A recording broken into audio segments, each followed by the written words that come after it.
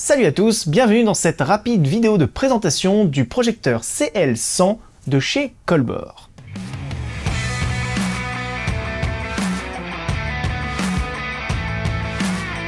Donc comme je vous l'ai dit en intro, il s'agit d'une vidéo de présentation du produit.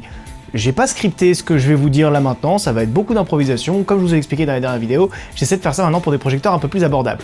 Et abordable, c'est un petit peu ce qui caractérise le mieux le CL100 de Colbor. Il s'agit d'un projecteur COB, donc avec une lumière très spotée, qui est bicolore. C'est quelque chose qu'on voit de plus en plus maintenant, les COB RGB commencent même carrément à arriver sur le marché, mais les COB bicolores, c'est selon moi ce qui va être le plus intéressant quand vous n'avez pas beaucoup de budget et que vous voulez pour autant une light qui soit extrêmement polyvalente. Ce projecteur, son principal avantage, c'est donc son prix. Je vais rentrer dans l'art direct, j'ai pas le prix revendeur exact puisque au moment où j'enregistre cette vidéo, ce projecteur n'est pas encore sorti, il n'est pas disponible sur le marché, il devrait l'être bientôt, normalement au moment où cette vidéo sort d'ailleurs, et de ce que m'a dit le fabricant, il devrait coûter aux alentours de 200 €. 200 €, c'est pas mal, franchement pour du COB, ça commence à vraiment bien se démocratiser. Alors bien évidemment, 200 € pour un COB, on peut se dire, il y a un loup quelque part, il y a une arnaque, c'est quoi le truc? Il n'y a pas d'arnaque. Il n'y a pas d'arnaque dans le sens où la qualité de construction a été clairement mise en adéquation avec le prix public.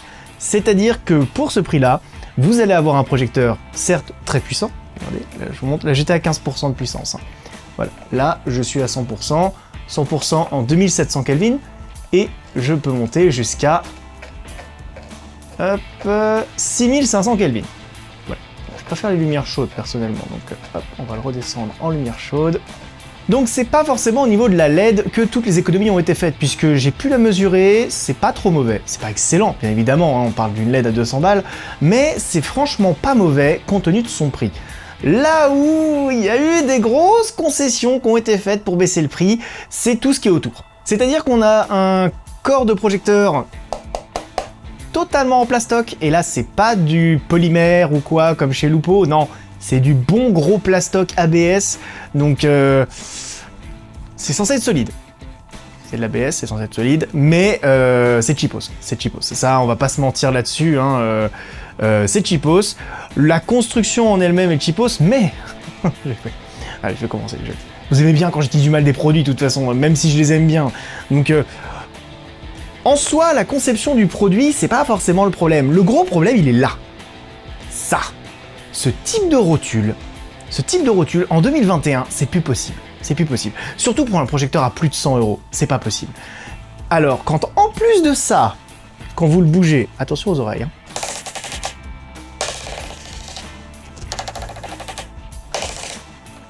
Ah ça, c'est pas possible. Ça, c'est pas possible. Donc j'ai fait remonter ce problème à Colbor, hein. Faut savoir que comme c'est une marque qui vient de débarquer sur le marché, ils sont encore relativement ouverts au retour des utilisateurs. Donc ça, c'est cool. Est-ce qu'ils en tiendront compte après, ça c'est autre chose. Mais du coup, j'aurais fait remonter. Je leur ai dit ça en 2021, c'est pas possible. C'est pas possible ça. Maintenant, si vous voulez un projecteur à 200 balles, en 2021, il faut qu'il ait une lyre. Donc c'est-à-dire un truc sur le côté. Bah, exactement comme les Forza, hein, on va pas se mentir. C'est-à-dire une accroche sur le côté, vous faites ici, et en fait, l'accroche est fixe là. Ça c'est pas possible. Ça c'était les lumières Newer de 2010. Ça se fait plus ça. Vous pouvez remarquer également que ce projecteur est alimenté sur VLOC parce qu'il a une platine VLOC vendue en option. Donc là, Colbor a accepté gracieusement de me la filer avec, c'est très gentil de leur part. Mais elle est vendue en option, la petite platine VLOC, ce qui est quand même très pratique pour pouvoir l'alimenter comme là. Un autre truc où on sent qu'on est sur un projecteur un peu cheapos, c'est qu'ils se sont dit, on va faire un projecteur qui peut se contrôler à distance.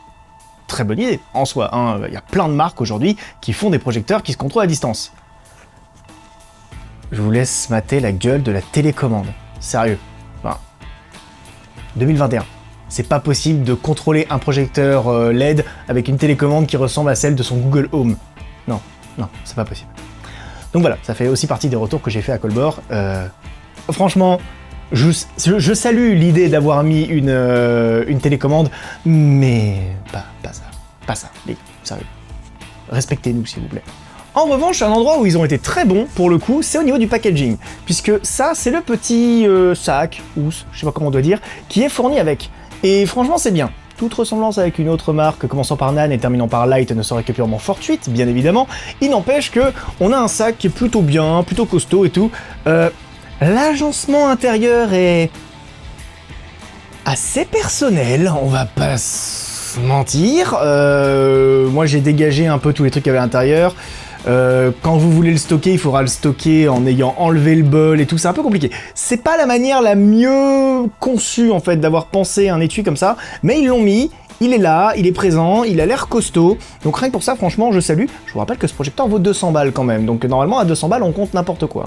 Également concernant cette rotule, alors là vous le verrez pas là, mais j'ai filmé des rushs que je vous passe maintenant. En fait le sabot n'est pas, il est pas droit, il est légèrement ovale, ce qui fait qu'en fait il rentre difficilement sur certains pieds, la plupart des pieds photo, et il ne rentre carrément pas sur un pied type Avenger.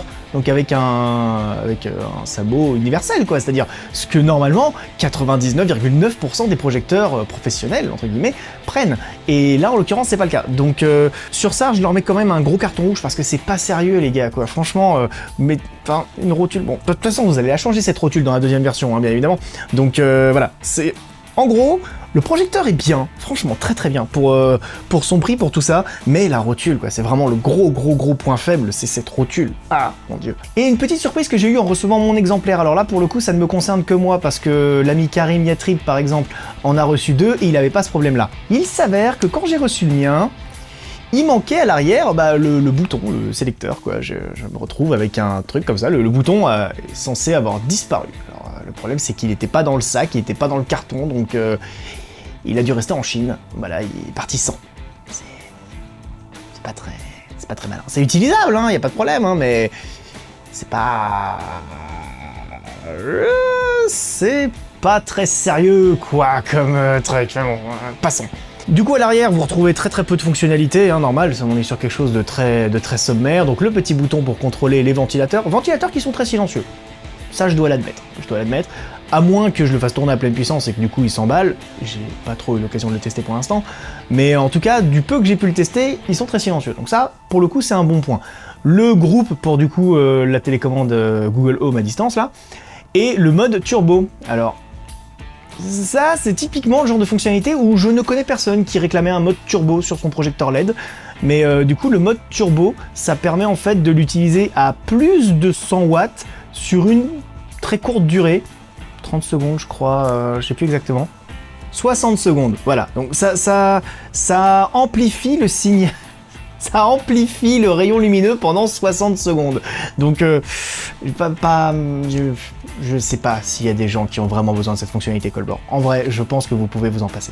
Alors, vous avez le mode turbo, voilà. El famoso mode turbo. Alors là, ça souffle par contre. Hein. On est sur quelque chose de costaud. Hein. Là, clairement. Donc il y a différents modes effets spéciaux, en plus du coup de ce fameux mode turbo. Vous avez donc un mode candle, qui est pas trop mal pour un mode candle, beaucoup trop puissant. Vous avez un mode feu de camp, bonfire, c'est feu de camp ça? Ouais. Vous avez un mode breathing, respiration, pourquoi pas? Vous avez un mode ampoule défectueuse, donc là pareil, pourquoi pas, un mode flash et un mode éclair, voilà, et ensuite vous repassez là. Donc bon, si vous suivez un petit peu la chaîne, vous savez que je suis pas très friand de tous ces modes à effets spéciaux, voilà. Ils sont là parce qu'il y a certainement des gens qui leur auraient reproché de pas les mettre, mais pour ma part en tout cas j'estime que c'est absolument pas primordial et je l'utiliserai personnellement quasiment que en mode CCT normal quoi, donc soit pour faire une lumière très chaude, soit pour faire une lumière très froide. Comme tous les petits projecteurs Cobb, il a à l'avant une monture Bowens, hop là, voilà. Donc une monture Bowens qui vous permettra d'y monter tous les accessoires possibles et imaginables, que ce soit du coup ce bol, mais également des softbox, des bols bottés, des boules chinoises, bref, tout ce que vous voulez. Donc ça, pour ça c'est cool, pour ça c'est vraiment bien d'avoir gardé cette monture Bowens que tout le monde utilise, comme ça à peu près tout le monde maintenant a au moins quelques accessoires en Bowens chez soi quand il fait un peu de lumière, donc du coup c'est cool. Et c'est à peu près tout ce que j'ai à dire, parce que comme je vous dis, c'est vraiment une vidéo de présentation, j'ai pas encore pu vraiment le sortir sur le terrain, j'ai pas pu faire de tournage avec depuis que je l'ai reçu, ça fait quelques semaines maintenant que je l'ai ici. C'est pas impossible que je refasse dans les prochains mois une deuxième vidéo dessus, plus axée retour d'expérience du coup, parce que je pense que même si il est cheap Et ça, il faut pas le nier, il est cheap, voilà, et il coûte 200 balles quoi. Mais c'est un projecteur qui peut être très intéressant pour ceux qui veulent débuter en vidéo et avoir un petit projecteur cob vraiment pas cher, 200 balles quoi, vraiment pas cher pour pouvoir débuter à faire de la lumière. Donc sur ça, c'est un très bon point de rendre accessible la cob au plus grand nombre. Après, voilà, j'ai peur que ça se fasse un peu trop au détriment de la qualité, malheureusement, et c'est peut-être le gros reproche que je ferais du coup à ce projecteur, c'est que sa qualité, il est pas cher, son défaut, c'est que du coup, il est cheap. Voilà. Je vous dis donc à très vite pour une prochaine vidéo, elle est actuellement en cours de montage et elle sera sur un sujet totalement différent, sur une gamme de prix totalement différente, donc d'ici là, n'oubliez pas de filmer, apprendre, progresser.